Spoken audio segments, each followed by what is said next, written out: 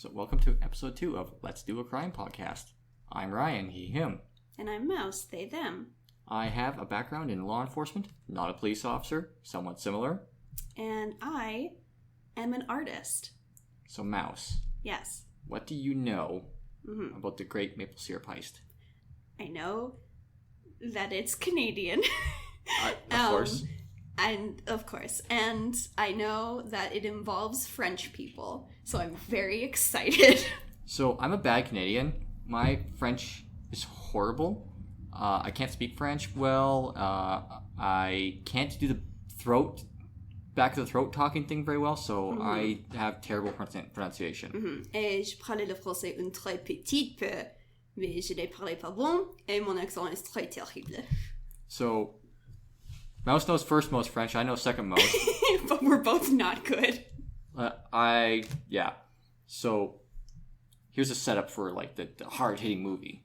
July 2012. Ooh. An inspector with the Federation of Quebec Maple Syrup Producers, which is properly called the Fédération des Producteurs Acéricoles du Québec.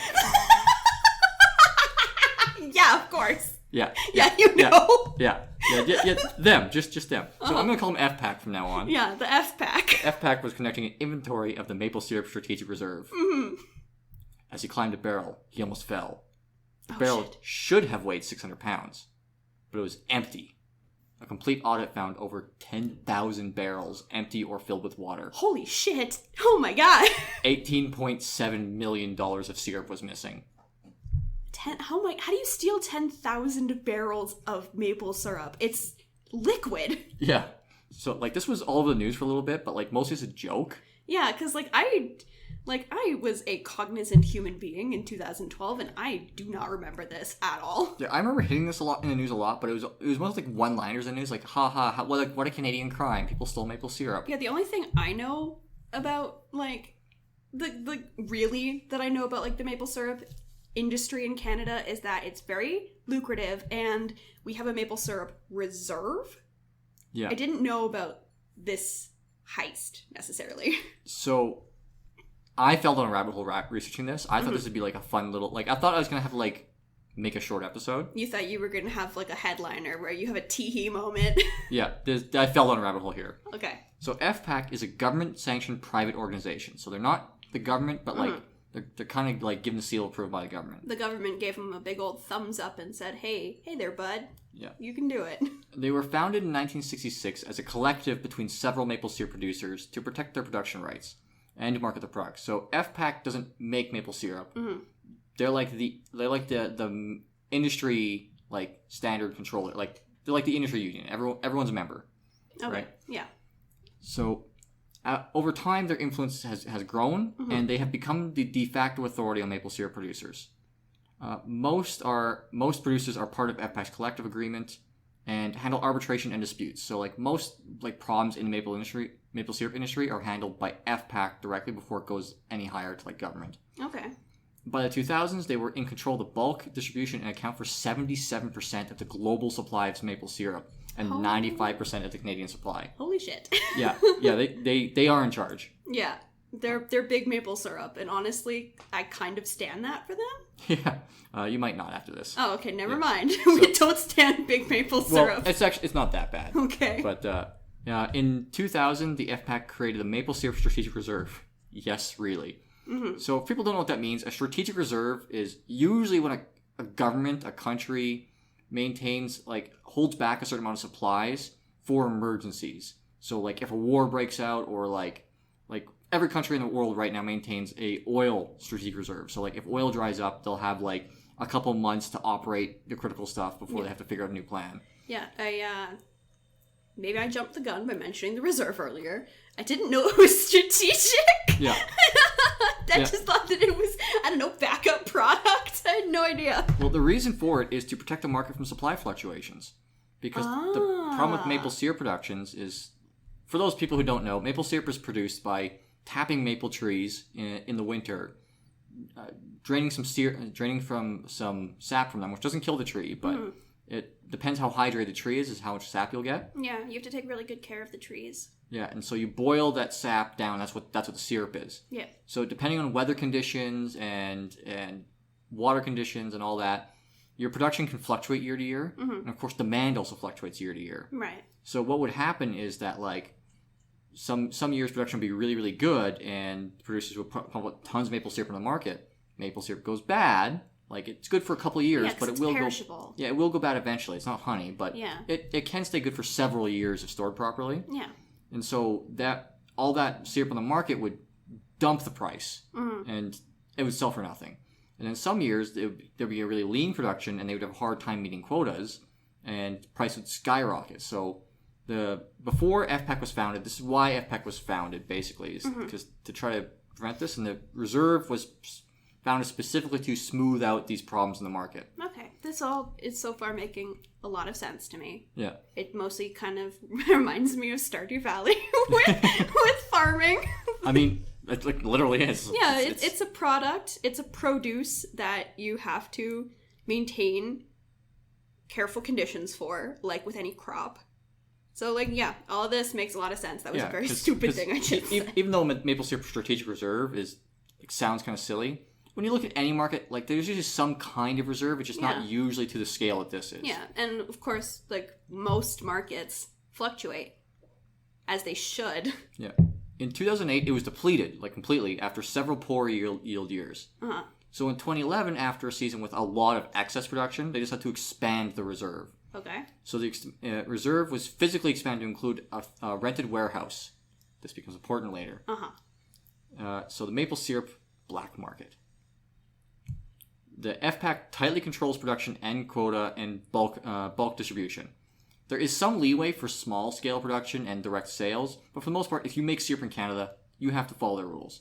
Okay. So like if it's like a high production year and a low demand year, they'll tell you to like drop your yield. They control how many trees you can tap at a time based on like the size of your farm and what the market is right now. Okay, because I was wondering if like farmers markets had the same, if they needed to be part of it as well. Yeah, there's some wiggle room for direct sales. Yeah. So like if you're buying from a farmer's market, it might be black market syrup. It probably isn't. You're probably fine. Don't worry about it. Okay. I mean, I am really curious as to like what constitutes black market syrup. Oh, you'll see. Okay. So the FPAC also sets a rate for bulk distribution. So the producers themselves have little control of the price. Mm-hmm. So they basically set the rate based on like supply and demand and try to smooth it out as possible. So from what I've read, like a lot of farmers love this because it means that their returns are very consistent and year to year, and if there is a bad year, they're kind of protected. Well, yeah, it's guaranteed income. Of course, people want to have like protections. Yeah, and other farmers hate it because they have very little control over like their product and prices, and some want to expand their operations but not allowed to because the quotas won't allow it. And of course, I understand that too. It's because it's their property. They're the ones who are doing all of the hard work and the labor. Like, I understand. Yeah. So, and of course, maple syrup is extremely valuable. Mm-hmm. So, as a result, a fairly sizable black market exists and is passionately defended by some. Like there are people who are like die hard. I will go to jail for the rest of my life to buy maple syrup. Okay. Oh my god, that's so Canadian. What the fuck? Our drug cartel is maple syrup. Oh yeah, and yeah, most of the black market maple syrup comes from the same producers. They just intentionally are producing more than their quota and selling it on the side. So that's where most of it comes from. Yeah. There are a few straight rebel producers that apparently like their whole operation is bootleg, and they're just like giving the finger to FPAC. I love that. Yeah. There's a lot of global demand, and the trees don't grow everywhere. Like it's pretty much Canada, a little bit in Vermont. A little bit in Japan. A little bit in Japan, but there's a different kind of maple tree, though. Yeah, it's a different breed. So, like, pretty much all the maple syrup in the world comes from Canada at some point. Is it? I'm so sorry, this is a tangent or a sidebar. Is it a breed of tree? I guess you could call them that. Like, just, yeah. Species. Yeah, I meant species. Species of tree, yeah. The Japanese ones have these adorable little maple leaves. They're the same shape, but they're tiny, and they deep fry them and eat them.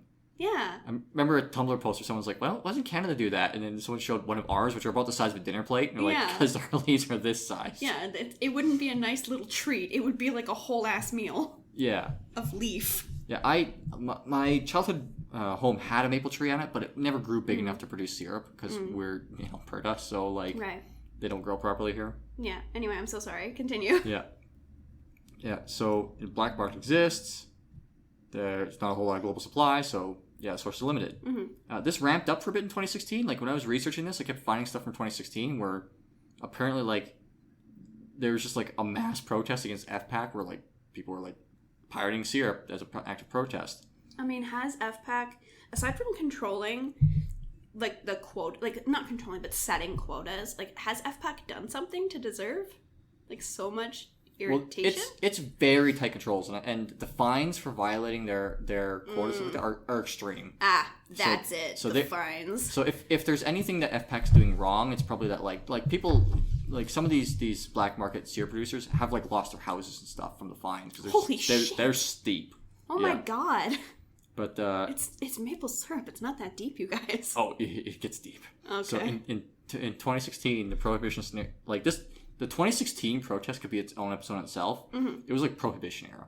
Like I was reading articles where like they were moving product like Cover of Night. FPAC was like posting guards of suspected problem sugar shacks, which instantly where you produce maple syrup is called Sugar Shack, which is adorable. It's adorable. Yeah.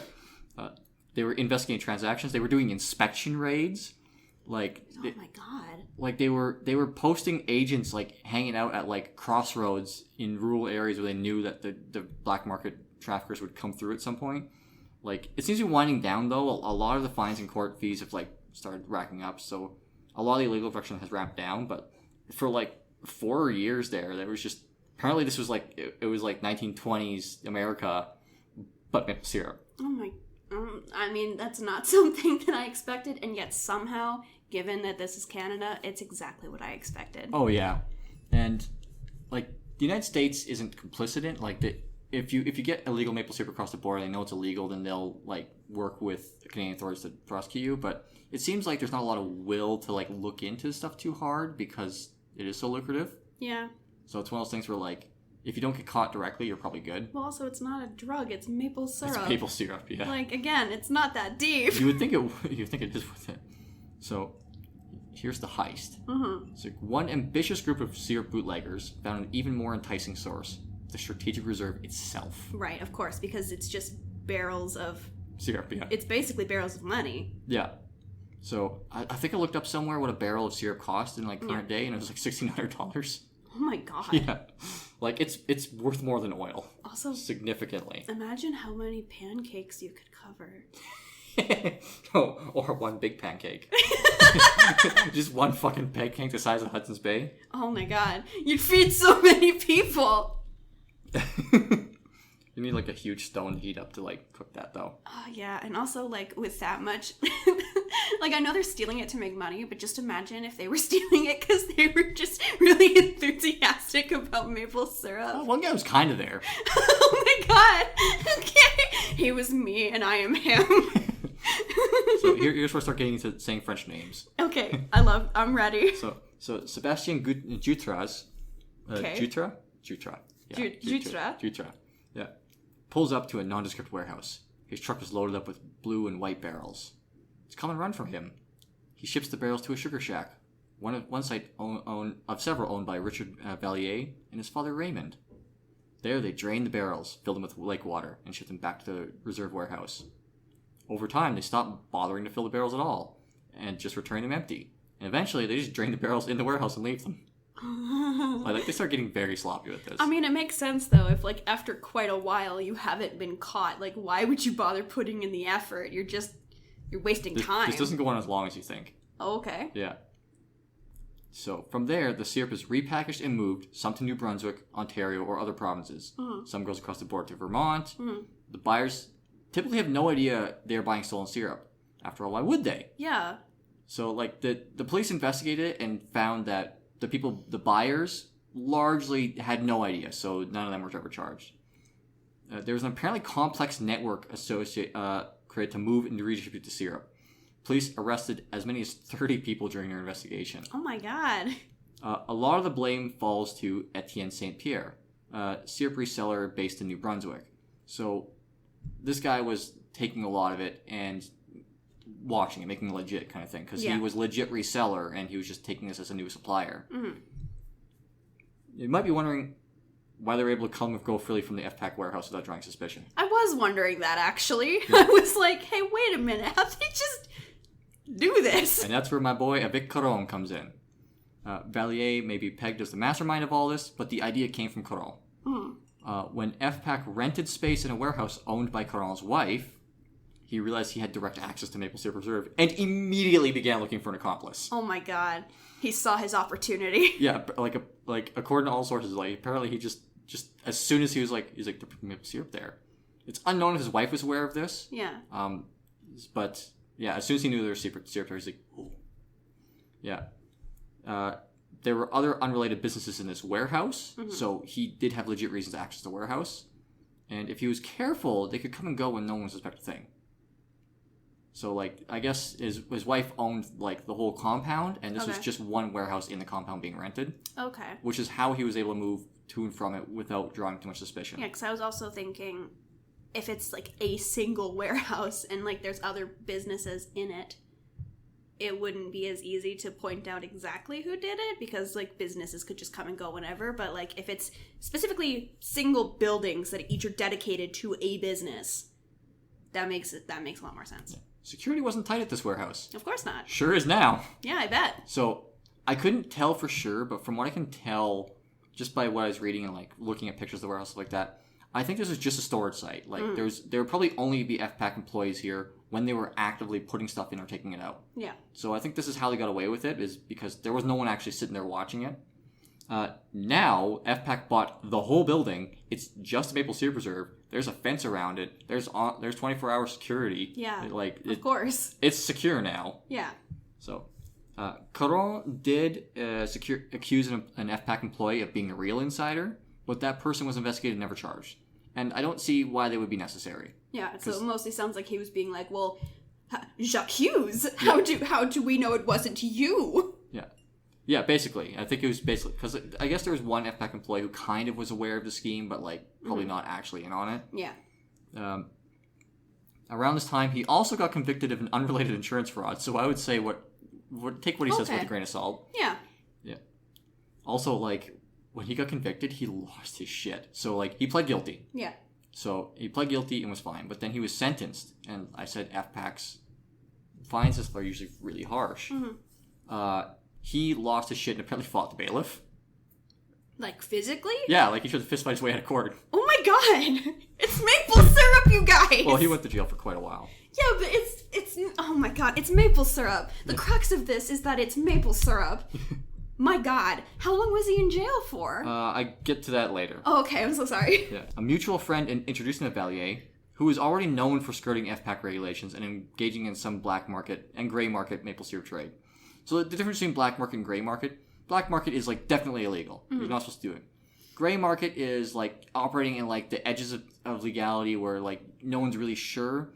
So, like, used items usually are technically gray market because you're never really sure, like, you know, if the person had the rights to sell it. And so, like my tablet that got stolen. Yeah. That was probably resold. Yeah, so, like, if it's resold in a way that, like, yeah, this is definitely stolen, that's black market. But if it's, like, if the guy sells it to a pawn shop and then the pawn shop sells it to him, that's a gray market transaction. Oh, that's 100% what I imagine happened. Yeah, and that also explains the legality of pawn shops. And also, like, big thing in car sales, there's a lot of things where, like, you're never quite sure if all the paperwork's accurate, even if, like, no crime has been committed here, but, like, it's not fully legit. That's what gray market is. Do you think that there's a black market for rats?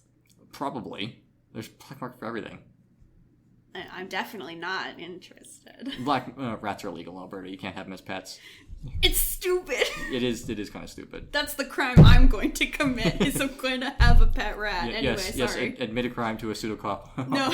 on air. But except I definitely 100% won't do that. Yes. Because I'm a good boy. So, Vallier had previously lost his home after being fined $1.8 million due to illegal syrup distribution. And would later say that the heist was partially for profit and partially for revenge. Revenge. Yeah. So do tell. So he was like a black market syrup guy. Like he had I think he had a small patch that he was tapping and not going through FPAC for, which is what caused all this. Okay. It seems like his political beliefs is that like FPAC should not be involved at all. Get the fuck out of my life. Blah blah blah. Oh, like free market. Yeah. Okay. And so he was always gonna do black market syrup stuff. So like obviously he's like yeah, this is what I do for money. It's lucrative kind of thing. I'm always gonna do. But when he heard that it was FPAC he'd be stealing from, like I get the impression from this guy that if he was stealing from some other farmer, he probably wouldn't have done it, right? Because he was making the argument that they steal from him, so he's gonna steal back from them. Right. So if this was just like some farmer's reserve, he probably would not have done this. But knowing it was FPAC itself, it was like a chance to stick it to him. Right? Yeah, and of course we all know that stealing from corporations is good, actually. I'm no, I'm not gonna go kidding. there. No, I know. Yeah. I'm not endorsing theft. It's not like he was stealing a loaf of bread to feed his dying family. No, I know. I'm not endorsing theft. That was a joke. But this was like obviously he admitted that like yeah, the profit motive was there, but like this was also like about like getting them back. He is the main character. And FPAC is the big villain. I'm pretty sure they actually are making a movie about this. There's a couple like TV shows like with episodes about this, but I'm pretty sure they're actually making a movie about this. Okay. Yeah. Valier at first thought he was being set up by FPAC because this guy shows up. He's like, I have access to the warehouses. He's like, I've been convicted by them before. This sounds like a trap. Yeah. Right. Yeah, and of course, like with Mr. Big, which we will talk about eventually. Yeah. Like, I can understand someone being like, I'm not falling for this. I mean, even without Mr. Big, I'd be like, this sounds like a setup. This sounds like a sting. Yeah. He does need to be set up, but eventually they hatched a scheme and made millions doing so. Maple syrup sells at this time, like that this heist happened around 1,200 a barrel. I think it's up to 1,600 now. Oh man. They was still over 10,000 barrels. Right. Or 60% of the reserve supply. Oh my god. They stole most of the reserve. They didn't even like. Did they go? They were so blatant about it. Oh yeah, like they this whole thing took course in less than a year. Oh, okay. Cause yeah, when I said before about like all of the hard work and stuff, I thought this was like a decade or something. Like over years, they were like, they never check. We're just going to start being lazy. 1 year? Yeah, well, see, because FPAC, I guess, did a yearly audit of their strategic reserve. Okay. So that's what, like, they basically started right after one audit, and like the investigation started once the next audit happened. They literally started as soon as they possibly could. Also, like, I think they may have started the audit a little bit early because they did notice some of the barrels were getting rusty, and like they shouldn't be getting rusty because there shouldn't be like water. Like maple syrup is mostly sugar, so it actually pulls water out of the air. Right. So they're like, this is kind of weird, and that's when they start the inspection, and they're like, oh shit. Yeah, that's why you can store it in barrels. According to these guys, they had they actually watched on TV when the news first broke, and they're like, party's over, boys. Oh my god. But they didn't think they were getting caught. They were just kind of like, okay, I guess we don't go back there again. Okay. Yeah, but they got caught. And like, I would really love to speak to the cops who had to start this investigation. Mm-hmm. What the fuck do you start with this?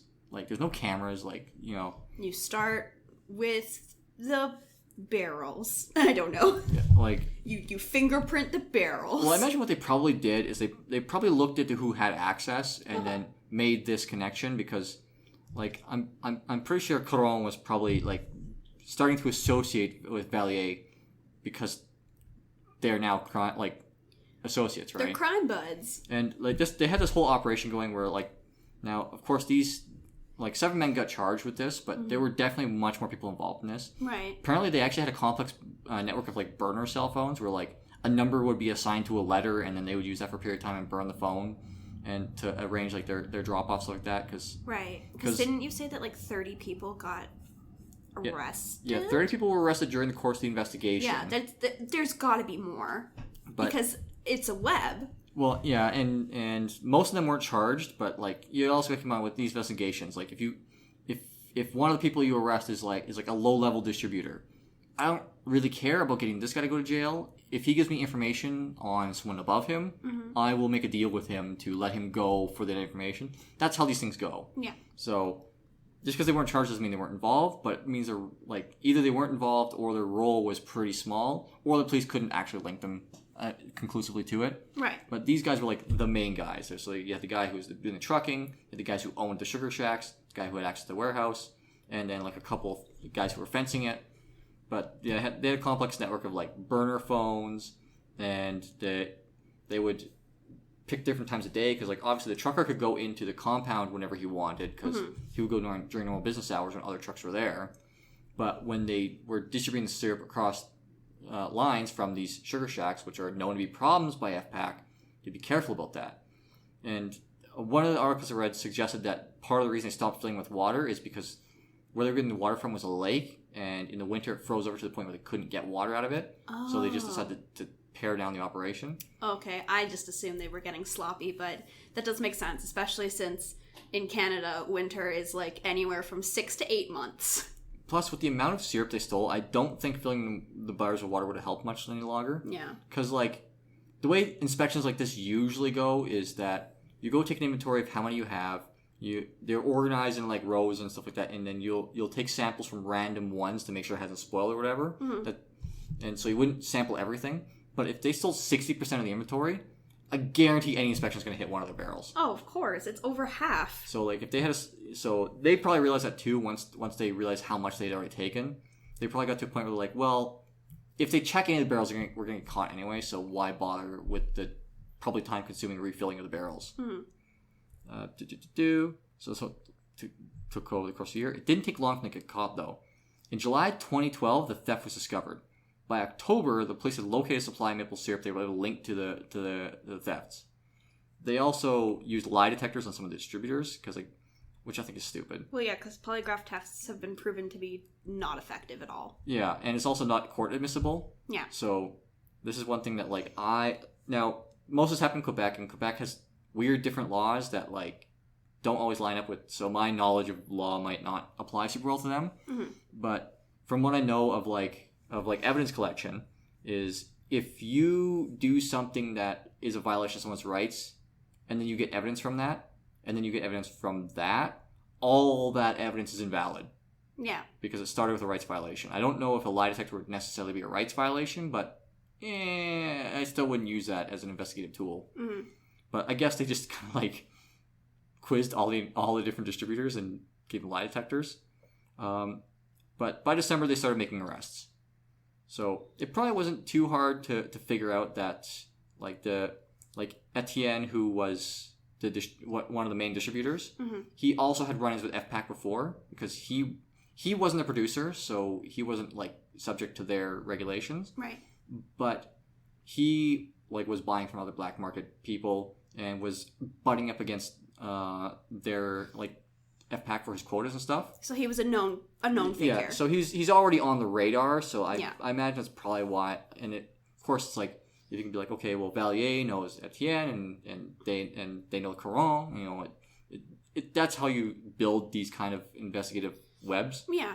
From July to December they're making that's a fast investigation. Yeah, that's pretty quick, especially since again, there were no cameras. They didn't really have anything to go on. Yeah, so I think they must have made a link pretty quickly. Yeah. This was a huge investigation, though. It involved Sûreté du Québec, which is Quebec Public Security, which is basically their provincial police. RCMP, Ontario Provincial Police, U.S. Customs and Border Patrol, and probably more. Because, obviously some of this ended in the States. Well, yeah, and so, of course, they would want to be part of the investigation. Yeah, and honestly, if this touched my jurisdiction and there was a chance to be I'd be like, oh, hell yeah, I'll investigate the maple syrup thing. That's sweet. Sweet. No pun intended. Oh, it totally intended.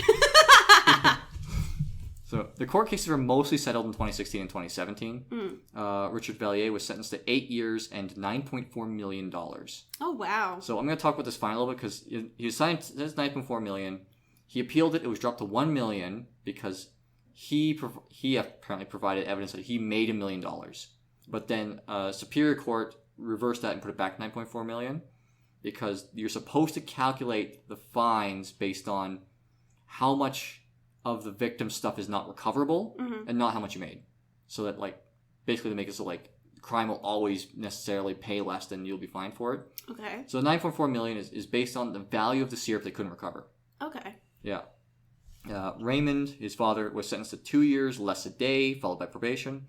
as I said before, the 2 years thing for federal, provincial. Yeah. So he was just an accomplice, and I guess he was helping out with the operation, but he wasn't that much of a major player, so they gave him a lesser sentence. Okay, I mean, it's bad that he was involved, but I do appreciate that he was given, like, a significantly reduced sentence. Yeah. Because if he didn't really do much, it's not fair to charge him with the same amount of time. Yeah. So Etienne St. Pierre got the same, plus an $850,000 fine. Mm-hmm. So he got 2 years less a day, plus $850,000 fine. He was the distributor, so he probably did make significant money on this. Sebastien Dutra got 8 months, and he's a driver. So of these major players, he's kind of got less involvement. Didn't get any fine. He got 8 months. I guess he was paid straight. Like, they paid him almost like an employee, but, like, more. Yeah. So he wasn't held with the damages, I don't think. And Vic Caron got 5 years and $1.2 million. Okay. Apparently, when the verdict was handed down, he lost in the courtroom and fought the guard like this. He got less time and less of a fine. Yeah, but he also didn't make hardly any money. But the reason why he got so much is because of the fact that it was his breach of trust that made this possible. Well, yeah, he was like the mastermind or whatever. Well, he wasn't the mastermind, but... Well, because Bellier was a mastermind. But yeah. Caron, like... If he wasn't giving them free access to the warehouse, this couldn't have happened. Yeah. So that's why his was so hard. But the reason why he freaked out is because his lawyers convinced him to plead guilty because the evidence against him was incontrovertible. Like, the only other person who could possibly have been doing this is his wife. And as far as I can tell, she wasn't super aware of it. But given that her husband also did insurance fraud, I don't really believe her. Yeah. And given also that that FPAC bought the whole building, like, out. So, obviously, no trust there. Mm-hmm. But, yeah, because it was his breach of trust, that it's like to scare other people from doing this again. Yeah. And then he tried to claim after the verdict was laid down that, like, he was tricked into pleading guilty, and he thought he was going to get a slap on the wrist, and then he tried to make a break for it in the courtroom. Tried to fist fight the bailiff. Yeah. And which is not a good plan. No, never. Allegedly, and this is like a little side tidbit, allegedly some of the accomplices got sick from eating improperly handled syrup. This is supported by the fact that some of the syrup recovered had to be disposed of. It wasn't fit for consumption. Okay. Because I guess the way maple syrup is like packaged and distributed is that like it's pasteurized. Yeah. And packaged like while hot to like killing bacteria, and obviously by transferring it, they're breaking the seal. Right. They did say that they reboiled the syrup when they were repackaging it, and I believe them because most of it was fine. Mm-hmm. But given that they're stealing it and like time is of the expedience, I imagine that their processes were kind of sloppy. Yeah. Well, also, it is possible that some of those barrels may have expired in the warehouse. I mean, it's possible. I would hope that they would have a plan to deal with that. Yeah, I'm not giving these guys like any credit though. I do think that like because time is of the essence, they may have gotten sloppy. They may also have just been like tasted it and been like good enough, and then just rebottled stuff. Yeah, I couldn't find much information about these guys after the conviction, but I do know that Richard Vallier like was unapologetic. Of course, completely unapologetic. Yeah, I definitely get the impression that he would have done it again if he had a chance. He strikes me as the kind of person who is like, this is my lifelong enemy. Well, yeah, he was said in the media that he doesn't think it's stealing because you can't steal from thieves. Not true, but okay. Yeah, so that's the Great Maple Syrup Heist. Which is very funny, and I was surprised at like how in-depth the black market on maple syrup gets. Yeah, like I wasn't expecting that at all. Like, in my mind, the maple syrup industry is always, like, a cottage industry. Yeah. But I guess because Canada is, like, the only source of it and global demand has been increasing. Because, like, it's not just, like, a thing you put on pancakes anymore. It's an ingredient in a lot of sauces. Yeah. It's an ingredient in a lot of baking. Like, hell, you can get a kind of wine made from maple syrup. Like, it's called acerglyn. Yeah. So, yeah. Yeah, maple syrup is very useful. And also, I'm sorry, Americans, but corn syrup just can't compare. It's a completely different flavor. They do produce some maple syrup in Vermont. Yes, but I'm not saying anything about their maple syrup. I'm saying corn syrup. Yeah. I will say that of the monopoly that FPAC has on maple syrup, it is softening a bit because America has increased their production of maple syrup, which is kind of challenging the market a bit. Obviously, we still have it on lockdown. Mm-hmm. But as a result of that, the FPAC in the last few years has been softening their regulations a little bit to give the producers a little bit more ability to market themselves. Yeah. But it's still, it's pretty much a one-party system here. Well, also, like, no industry should be ruled or led by one company. Yeah. Looking at you, entertainment industry, and your fucking Disney conglomerate. Yeah. So that's where we'll end out. All right. Thanks for listening. I don't have any site yet for this because we haven't put it up yet. Mm-mm. So in future episodes, I'll talk about that at the end. But for now, bye. Bye. Don't steal maple syrup. Bye.